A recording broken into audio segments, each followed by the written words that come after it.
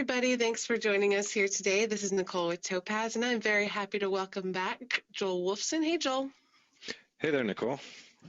Very excited to have him back, and he's going to be presenting a program on challenging images and how Topaz can help in not making them so challenging. So I'm excited to see some of the tips and tricks he has for us today. So let me tell you a little bit more about Joel and then hand it over to him. Joel conducts photo workshops worldwide from his native Southwest to Italy, France, and other locations. His roster of notable clients include Newsweek, Elle, 17, Houghton Mifflin, and corporate clients such as Apple, AT&T, 3M, United Airlines, and Pillsbury. His technical articles on digital imaging have been translated for use in more than 30 countries, yet he's best known for his images that you see here, the more artistic images and unexpected views of everyday places. So with that, I will go ahead and hand it over to Joel to take it over. Okay, hello everybody, and thank you to everyone for joining us today. Special thanks to those of you in faraway time zones. And today I want to look at something we all run into, and that is situations that yield difficult images. Even if you don't seek them out, like shooting at night, you'll still have to deal with challenging images, even something simple like midday sun, where you have a huge contrast range and harsh shadows and that sort of thing.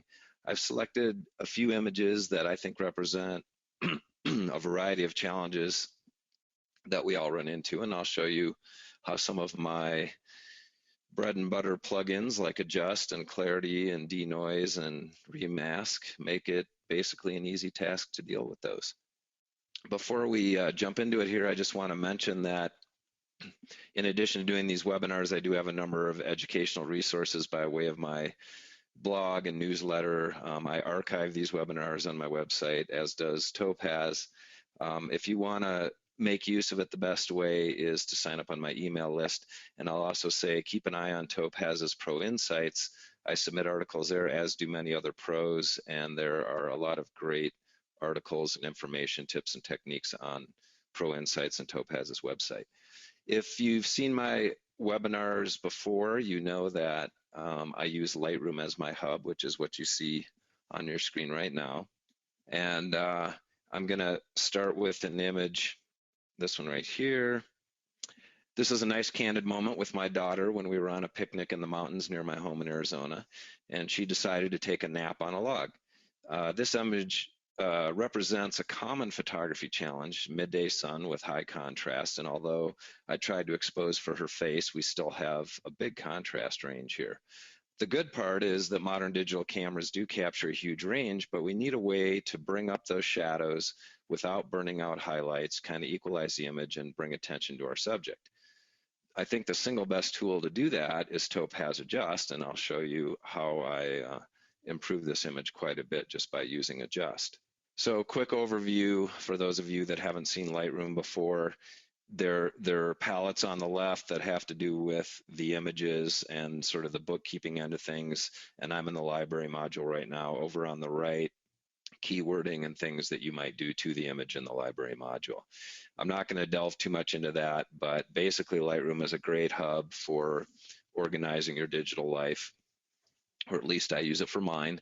There are other ways to do it, of course, but this is just my hub so that you guys know where I'm coming from here. The first thing I want to do is bring this image into Photoshop so then we can use Photoshop, so to speak, as a hub for the Topaz plugins.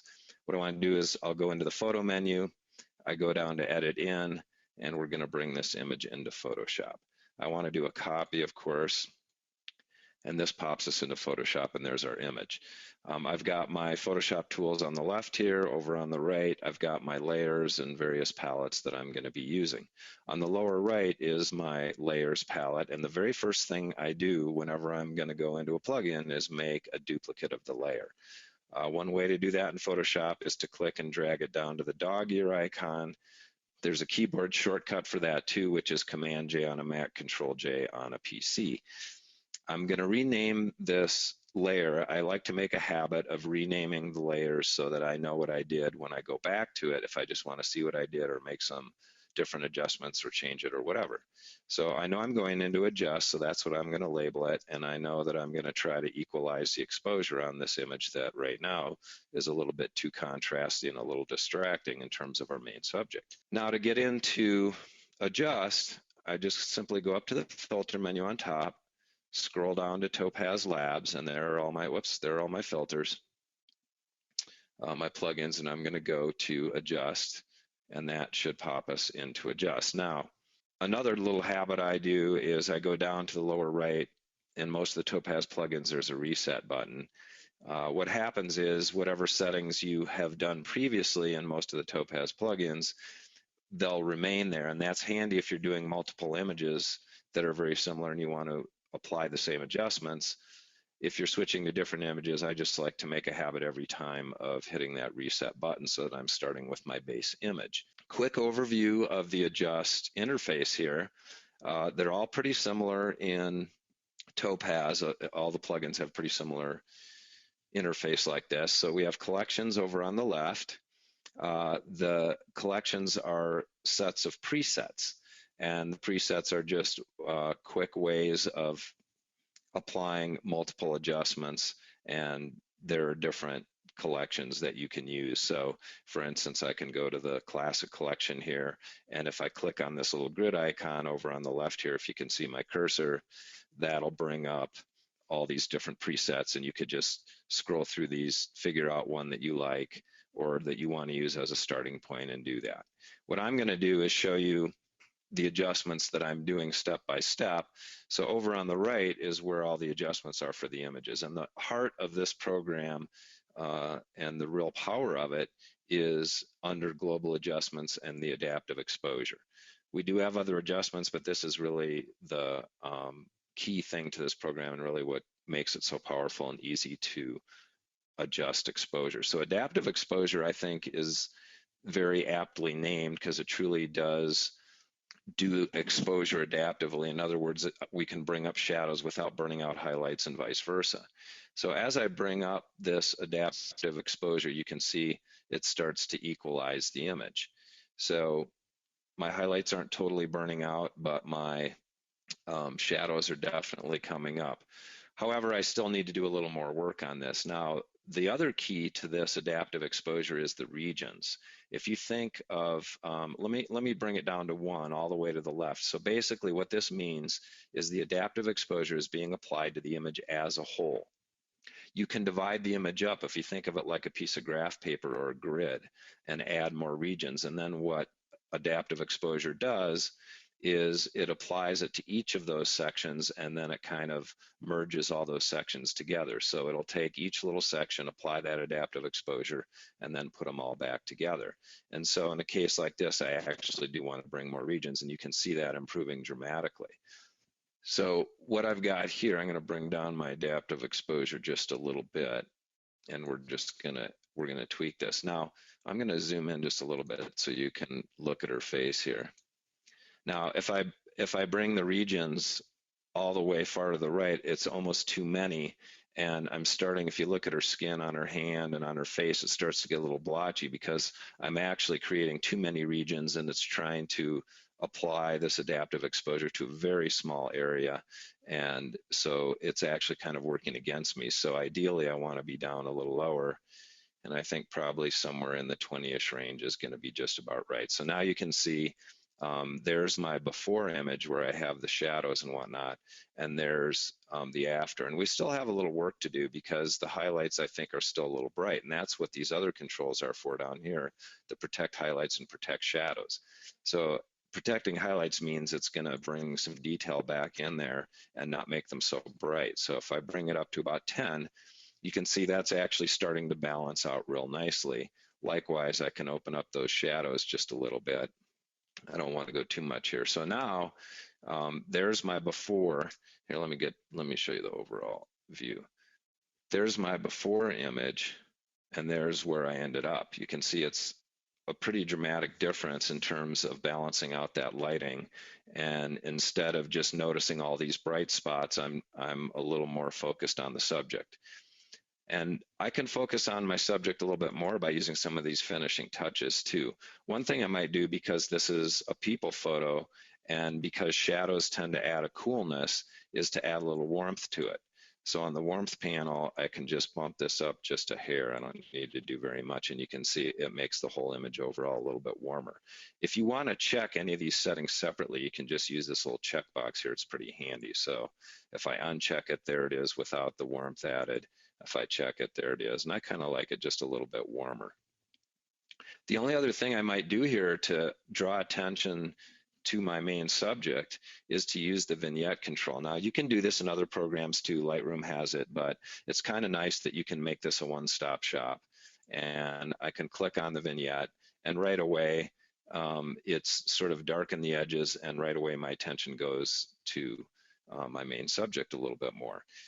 You can bring this strength all the way down, makes it dark, all the way to the right makes it a light vignette. So if I bring it all the way down, then I can see what the shape and size is, and if I want to play around with that a little bit, I can play around with that.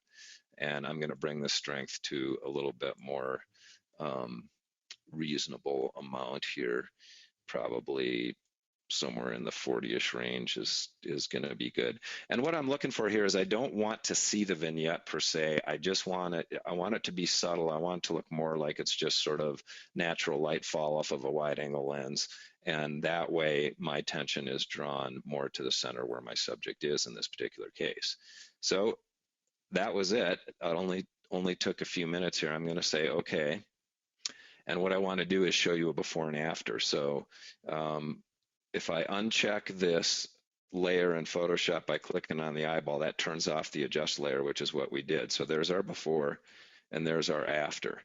And for a few very simple adjustments, and if you take away the time I took to explain it, we did a pretty good job of adjusting a tough exposure situation in this case to a lot more pleasing image. So we can just save that, and if we go back into Lightroom here, I can show you that this is the one we just did. I'll go back to the other one, and I'm just going to compare these side by side so you can see. And if you're a left to right person, we can do this. So there on the left, we have our before image, which is pretty contrasty. And on the right, we've got it. We opened up those shadows. And if you just look at it, you can see your eye goes right to my daughter there. And on the left, you have all these bright patches of highlights, and psychologically our eyes tend to go to the brightest thing. So if you have all these patchy highlights in there, that's where your eye goes. So on the left, your eye's kind of bouncing around, whereas on the right, we've equalized that exposure. So adjust is kind of magical in that way in terms of equalizing all the exposure. So let's go to another image, and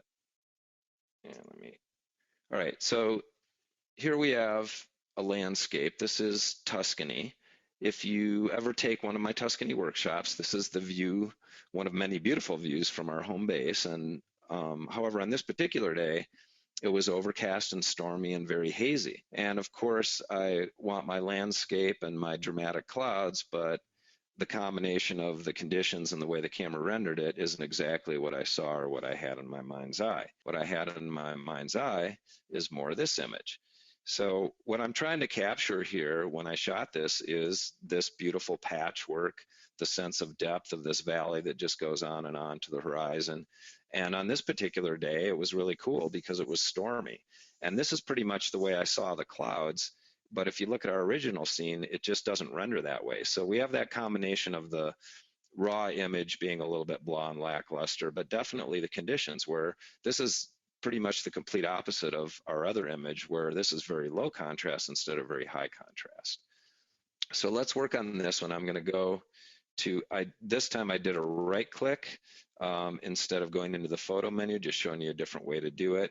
We'll go back into Photoshop here. We're going to edit a copy. And the very first thing I want to do again is duplicate this layer. So over in the lower right here, I'm duplicating my layer, and I'm going to rename it Adjust, because we're going to go right back into Adjust again. So what we want to do with adjust, basically, I'm just going to call this balance, is to essentially balance our tones in the scene. And this will go a long way towards taking out that hazy look and bringing back some of the original drama that I saw and that I want to attain here. But our main work of reducing haze in a photo is going to be using clarity, which is another one of my bread and butter and all-time favorite plugins from Topaz. So now that I have my duplicate layer, let's first go into adjust to kind of do that tone equalization, and that'll be our first step, and then we'll jump into clarity. So it's using the settings I had before, so I'm going to hit reset, and there's our base image. So what I'm going to do here actually is to use a preset, and I want to mention something about the presets. You can create your own presets. I'm going to go to my collection, and there's my collection of presets. Now, the preset I did in that last one with the shot of my daughter where you have the high contrast scene with people, I made a preset for that because I use it all the time. And in fact, at the end of the webinar, Nicole, I think she's going to email it, but she'll provide a way for you to get a whole set of presets that I have that I'm showing you today that I've designed for challenging images. So you can install those on your own plugins and be able to use them. So I'm going to start with one of those, and I just happen to have one here called Haze Correction Landscape. And I click on that, and you can see right away we've taken kind of a big step into getting rid of some of that haze.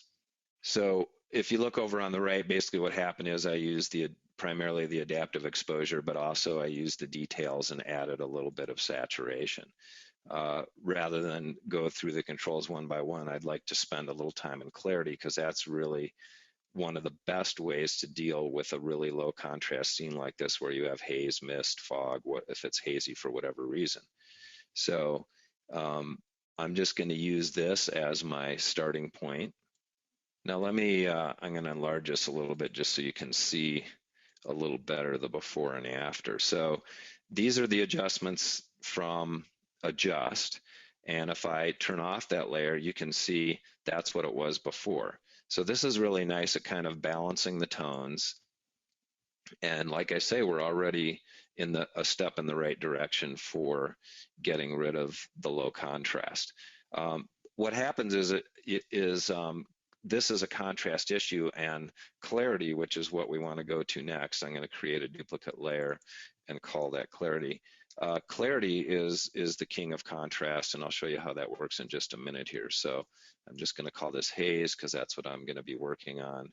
Let's go back to the overall view here. Now I'll go up to the filter menu again, go down to Topaz Labs, and go into clarity this time. And the interface will look familiar because they're all pretty similar. Again, I'm going to go down to the lower right and hit reset. So this is our starting point. So this is what the image looked like when it came out of adjust.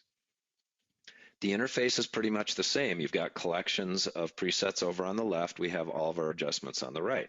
Now the heart of this program is contrast. And if you look under clarity in the dynamics here, we have 4 different levels of contrast, and these are pretty well named. So micro contrast is simply areas where there's very little difference in contrast. So if we were to blow up this image, looking in the clouds, we're talking gray and slightly grayer.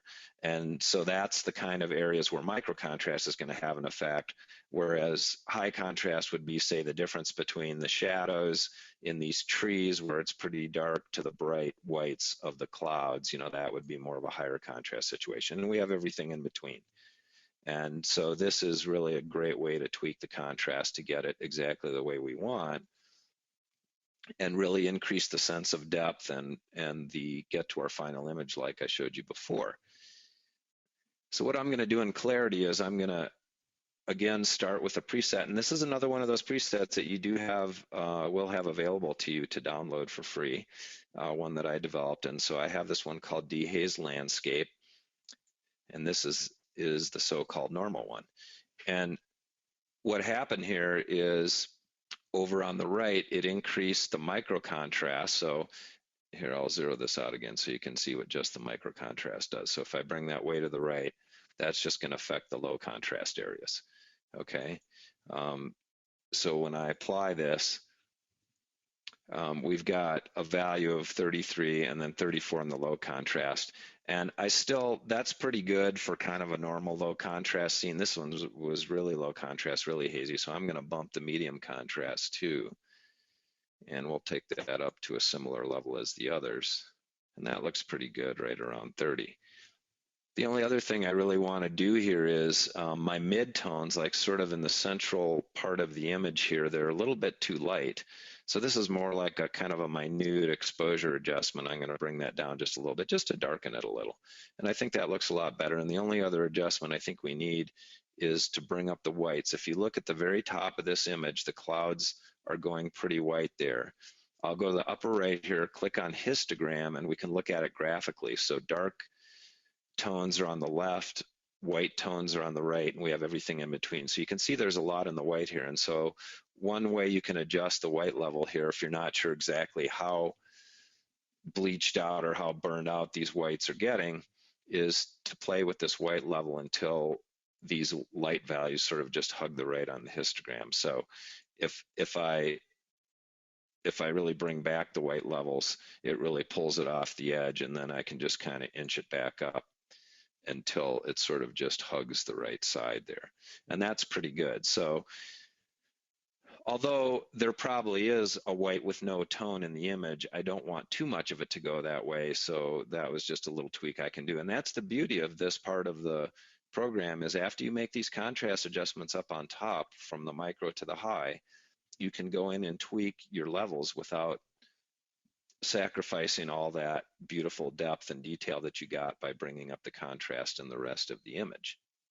So I think that looks pretty good. I'm going to show you the before. That's where we started, and that was the image with our sort of our correction in adjust. And this is our after.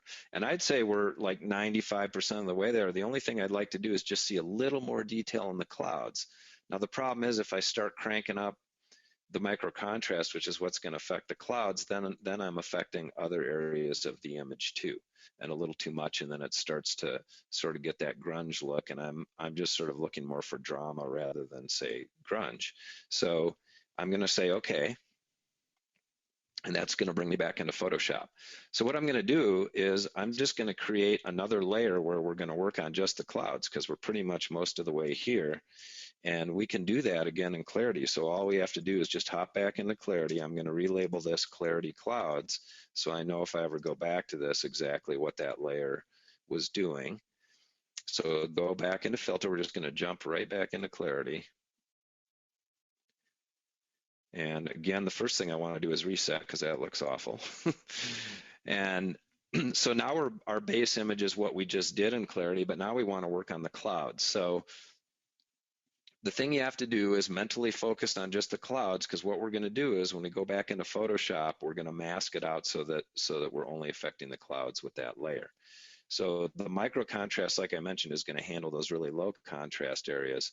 So if we bring that up, it's pretty subtle, right? There's my before. Take a look at the clouds, and there's my after. I brought back a little more texture in these clouds, and that's really all I'm looking for. I'm not looking for the extra texture that's happening in the rest of the image, but we're going to take care of that in a second.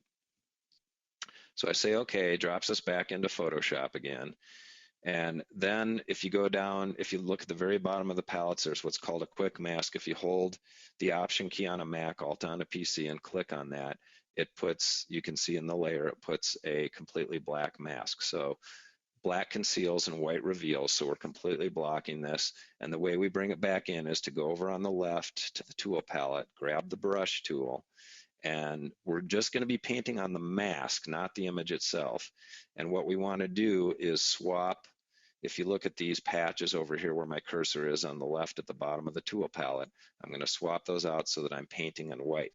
Now, a quick little Photoshop tip: if you hold down the Control and Option key or Control Alt on a PC and click your mouse, as you move left and right, it makes it bigger and smaller. And as you move up and down, it makes it more feathered or less feathered.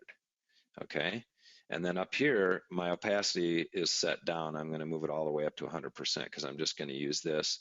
And I'm literally just brushing that texture back in the clouds, you can see, which is pretty cool. So, and I have a little bit of a feather there. So now I've masked out just the clouds. If I if I go down to my layer palette in the lower right, click on the eye, that shuts it off. You can see the before of, and this is just the clouds now, and there's the after. That's the before of the whole image, and that's the after. But I'll save this back in to Lightroom and show you. Okay, and I'll just do a little compare here. And voila, pretty dramatic difference. There's what we started with on the right, and there's where we ended up on the left. And on the left is what I had in my mind's eye, and I was able to translate that with basically 2 plugins and some fairly simple presets and adjustments in Adjust and Clarity. So let me move on to the next image.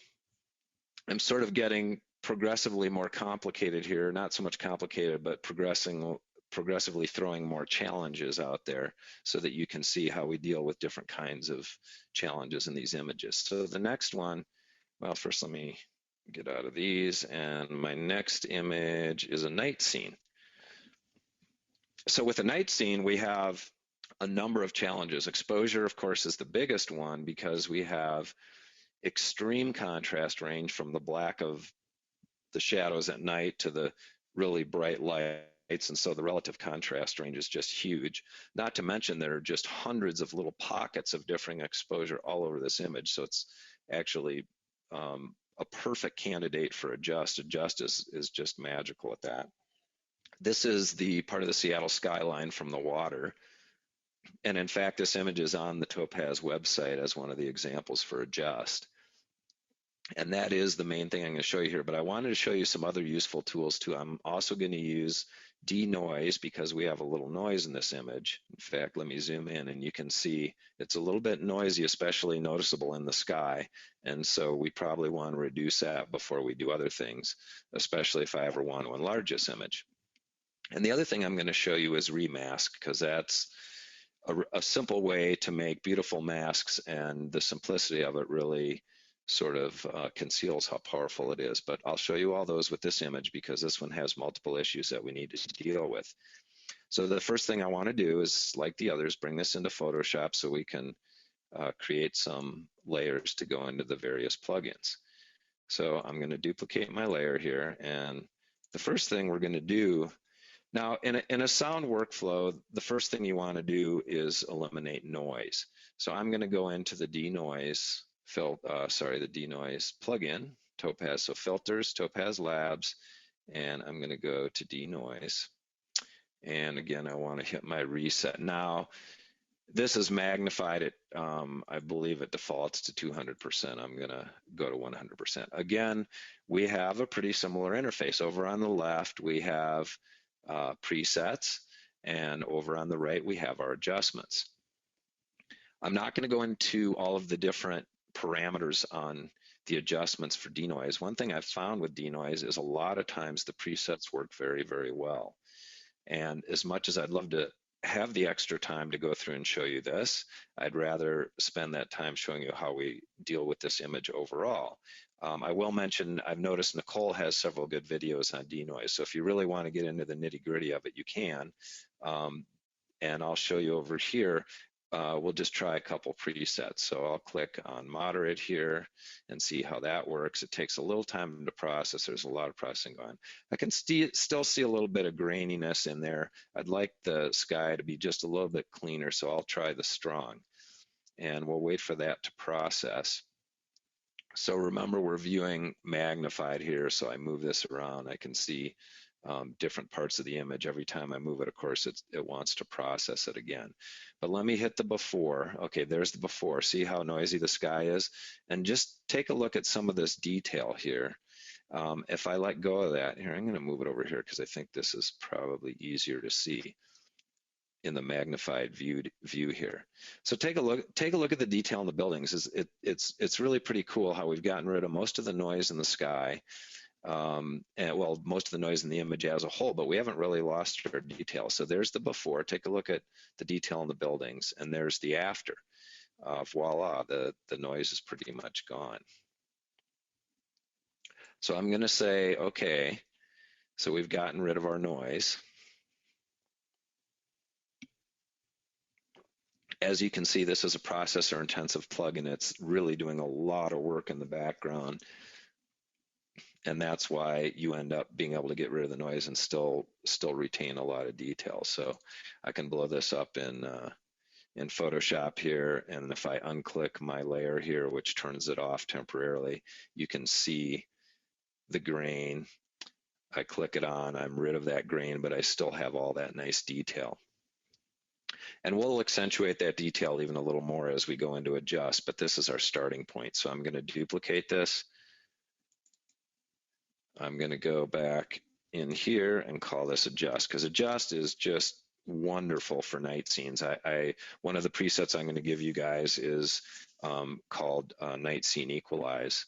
And so that's what we're going to do here, because that's really the crux of getting back to a good night scene image. So let me go into adjust. Okay, so we're in adjust, and what I'm going to do here, this adjust is my magic exposure equalizer. What I want to do is go in here and first I want to do my reset. That's my first step. So we're going to be using the adaptive exposure here, and because we have so many differing so many pockets of differing exposure, we're going to be using much higher numbers than we did in previous images, and actually higher on the regions too. So we want to bring the regions up because we have all those differing pockets of exposure here. So I'll bring that up to probably somewhere in the 30-ish range here, and that's starting to look pretty good there. So we'll keep all regions up here in the 30-ish range. And as you can see, there's the before and there's the after.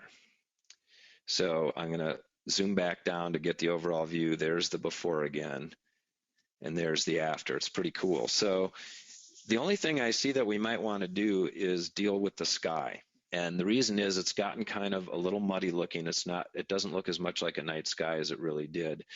This was one of those skies where it hadn't been too long since the sunset, so you still can see a tiny bit of bluish. It's like that really deep midnight blue, almost black, and I'd rather kind of get back to that. The rest of it looks pretty good. All we might do is just add a little contrast to it by maybe bringing down the black point, but mainly we just want to deal with the sky. So I'm going to say okay. By the way, again, I have a night scene equalize preset that you guys will be able to use. So there's our before, there's our after. I'm going to jump back into Photoshop. And the next thing I want to do here is I want to outline the sky. So here's where we started. Here's where we are so far with the equalize, but we want to fix this sky. So there's two things I see. And sometimes you get a little bit of a halo thing you can see here in the image. And one way to take care of that is we can brush out the effect a little bit. So I can create a mask. And this is pretty subtle, so I'm not even sure if you guys can see this all that well, but there's a little bit of sort of a slight halo effect around the edges of these buildings, and that can sometimes happen on the edges when you're using a high number of regions and a lot of adaptive exposure and adjust. So it's pretty subtle, but I'm just going to brush it back. So what I'm going to do is grab the brush here. I'm going to set my opacity to 30%. And I'm just going to mask out. So I have my mask selected. You can see this down here in the layers. The mask is outlined, so that means it's selected. And then I want to go to the black, and I'm going to make my brush smaller here. And so I'm just at 30%. I'm just going to kind of quickly go around some of these edges and just get rid of a little bit of that halo effect. So pretty subtle. I hope you guys can see that. Not a big deal. But the next thing I'm going to do is select the whole sky, and I'm going to use Remask to do that. Remask is a great tool. So what I need to do is stack all these layers into a new one. I can do that by holding down the Option key or Alt on a PC and go up to the Layers menu here and say Merge Visible. So whoops, I must not have been holding down my Option key there. Try that again. And so it creates a new layer based on all the ones before it. And the reason I'm doing that is so that there's no mask in there, and I've got something to create my new mask from Remask. So let's go in here to Remask. Now Remask, you'll see, is a very different looking interface than the rest of the Topaz plugins. The reason for that is all it does is masking. So we don't have exposure and any kind of image adjustments or saturation or any of that because this is just for masking.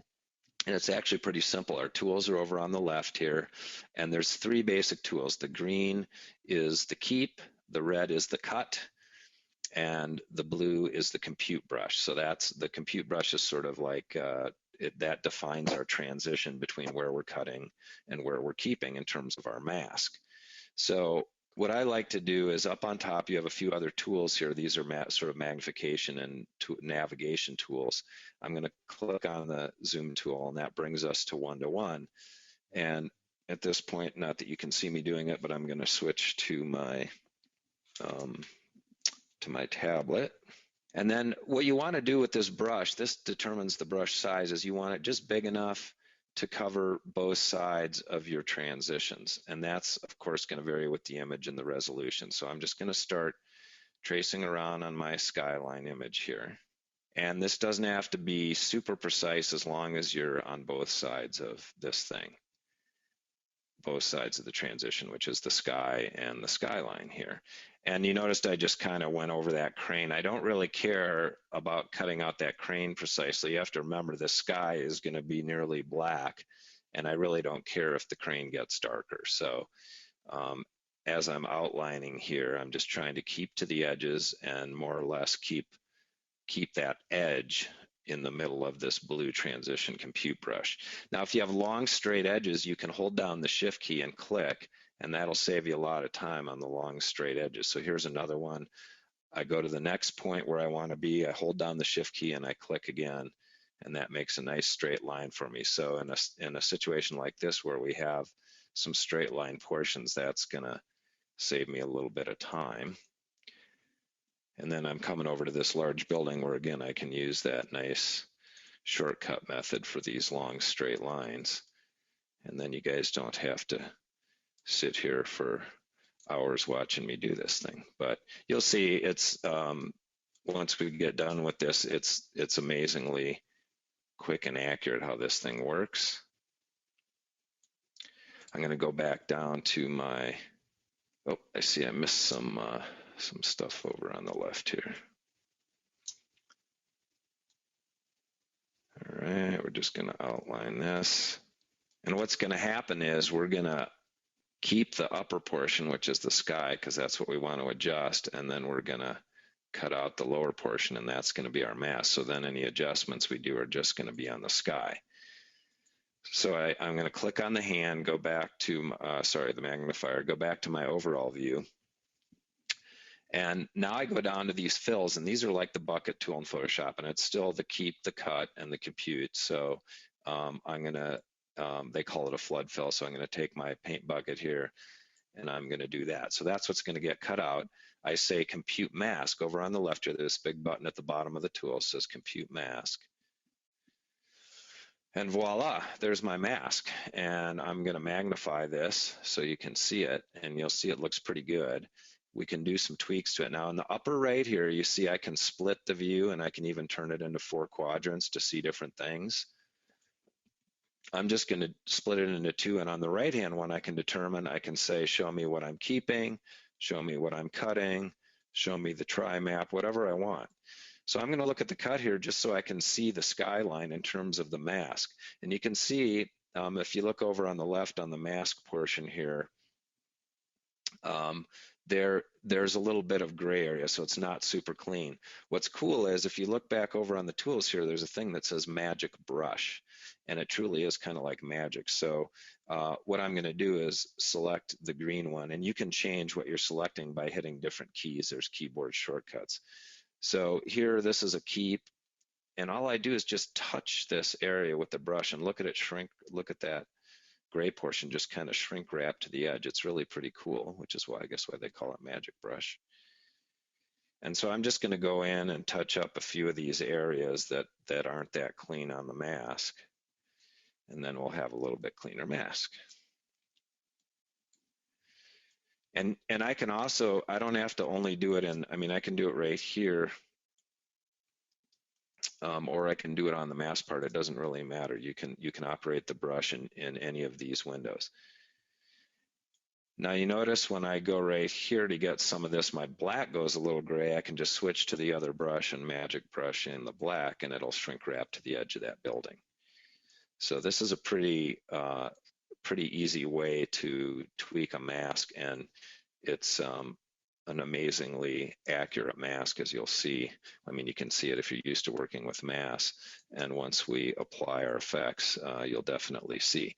So I'm going to say, okay, we've got our mask, and really all I needed was the mask, but I'm gonna, and what I mean by that is I have a whole layer here with an image too, and really all I needed was the mask, and I'll show you what I'm gonna do about that in a second. So I'm gonna go down here, create a levels adjustment in Photoshop, and what I'm gonna do is just darken that sky. So I need this mask in my levels layer here, so all I do is Option, drag it, or Alt on a PC, and it just puts it in there. And this layer I actually don't even need anymore. I can just throw that out. I'm going to go back up to my adjustment layers here, and this is our histogram. And what I'm going to do is bring in the black point to the edge here to just darken that sky down. And there, that's pretty cool. That's a lot more what we were looking at. So if I save this off, this is my new image of the Seattle skyline, more the way I saw it. That's where we started, and this is where we ended up. And I'll go back into Lightroom here, and we'll do a before and after. On the right is where we started, and on the left is where we ended up. And here, let me blow that up a bit. You can see when you compare, our new image is a lot less noisy. We have that dramatic sky, yet we have that's almost, that really deep blue, and yet we still have all this detail. In fact, we brought out a lot more detail, and that's really most of the work here was done by Adjust. I just used Remask and the Levels tool in Photoshop to bring down the sky. Now, one thing I just want to mention as a side note here, and that is we were talking about the noise. Adjust does have a great noise reduction tool in it. In fact, there's a little checkbox in it that says use Topaz Denoise, and it basically applies the same kind of algorithms that we saw in Denoise. The main reason that I didn't use that right from within Adjust is because, remember, I went back in and changed the sky. If I'd gone in Adjust or in Photoshop and then masked back out the sky, then I would have also masked out any adjustments I did and the noise reduction primarily. So that's why I did the noise reduction first with Denoise. But if you're in an image where you don't have to do that, where you can just you just want to apply some noise reduction and you're not going to be masking things out, you can just do it right from within Adjust. It's pretty cool. So there we are, our final image, and hopefully I've showed you a number of different challenges that we have in photography and processing our images and how to deal with them with these plugins. Awesome. Thank you so much, Joel. That was great. Thank you all for coming, and thank you again, Joel. Appreciate it. Thank you. Bye, everyone. See you later.